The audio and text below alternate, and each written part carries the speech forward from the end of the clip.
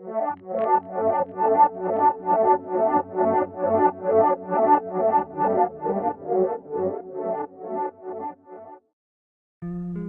ගෙදරත් එක පාරටම ලයිට් එළිය වැඩි වෙලා බල්බ් පිච්චිලා තියෙනවද? නැත්නම් වෝල්ටේජතාවය අඩු වැඩි වෙලා ටීවී එක, ෆ්‍රිජ් එක වගේ වටිනා විදුලි උපකරණ සවුත් වෙලා තියෙනවද? ගොඩක් දෙනෙක් හිතන්නේ මෙහෙම වුණාම ඒක අපි කරුණ තමන්ගේ සල්ලි වලින්ම ඒ බඩු හදා ගන්නවා.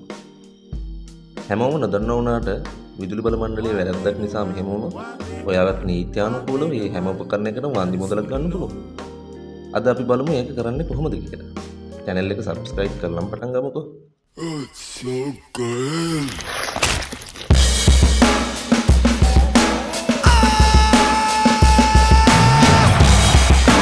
Life is just a Monday. You don't wanna be alone on the food chain.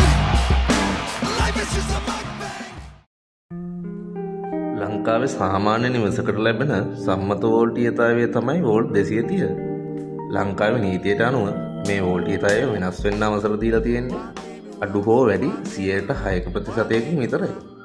ඒ කියන්නේ ඔයාගේ ගෙදර කරන්ට් එක අඩුම වුණොත් වෝල්ට් 216.2ක් වෙන්න පුළුවන්.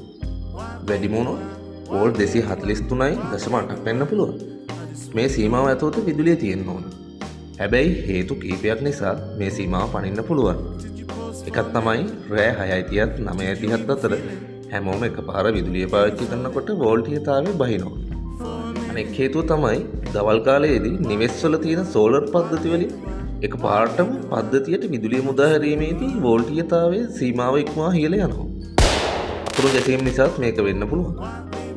2009 අංක 20 දරන ශ්‍රී ලංකා විදුලි බල පනතට අනුව පාරිභෝගිකයාට නියමිත ප්‍රමිතියෙන් යුතු විදුලියක් සැපීම විදුලි සැපයුම්කරුගේ වගකීමක්. මේ සීමාව ඉක්මවා ගිහින් ඔයාගේ ගෙදර බඩු පිච්චුනොත් ඒක විදුලි සැපයුම්කරු අතින් සිදු වූ නීතිමය වරදක්. ඒ නිසා ඔයාට වන්දි ඉල්ලන්න පූර්ණ අයිතිය තියෙනවා. දැන් බලමු වන්දි ගන්න කොහොමද කියලා. හානිය සිදු වුවහම ප්‍රමාද නොවි විදුලි බල මණ්ඩලයේ 1987 අංකයට කතා කරලා පැමිණිල්ලක් දාලා පැමිණිලි අංකය ලියා ගන්න. පිච්චුණු බඩු හදන්න යන වියදම, ඒ කියන්නේ රිපෙයාර් බිල්පත් හෝ ඇස්තිමේන්තු ලේඛනයක් බාස් කෙනෙක්ගෙන් ලබා ගන්න.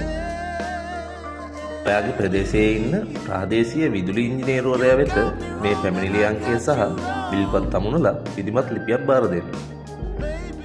විදුලි ඉංජිනේරුවරයා දින 14ක් ඇතුළත ඔයාගේ ප්‍රදේශයේ ඇත්තටම වෝල්ටීයතා දෝෂයක් තිබුණාද කියලා පරීක්ෂණයක් කරලා ඒක තහවුරු වුණොත් ඔයාට සාධාරණ වන්දි මුදලක් ගෙවනවා. යම් හේකින් විදුලි බල මණ්ඩලයෙන් වන්දි දීම මගහැරියොත් ඔයාට පුළුවන් කෙලින්ම මහජන උපයෝගිතා කොමිසම් සභාවට පැමිණිලි කරන්න.